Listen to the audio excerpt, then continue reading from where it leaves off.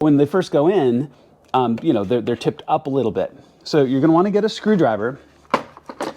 And once you get this into place, you're going to reach through and push that hooked tab down. You're going to take it and you're going to push it all the way in here, and then push that tab down into place so it grabs onto the plastic, see?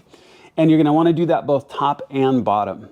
Now, when you go through this, make sure that they're secure. As you can tell, with the painter's tape here, it might be a little bit harder to get it out, but I don't want to scrape up my plastic.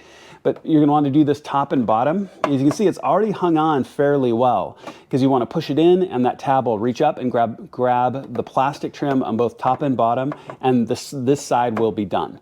Really straightforward. It's going to be the same on the other side. I'm not going to show that side, so let's go ahead and move to the center. All right, again, so this is where I'm going to suggest using a little bit of painter's tape. You don't want to scrape up your car.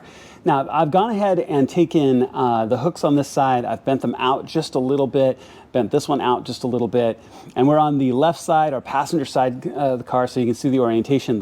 This bigger, longer hook goes to the center of the car. The shorter one goes to the outside of the car. I find that if I put this one on first, and if I'm just going to kind of press it back into place, because again, we're going to get hooked around that plastic.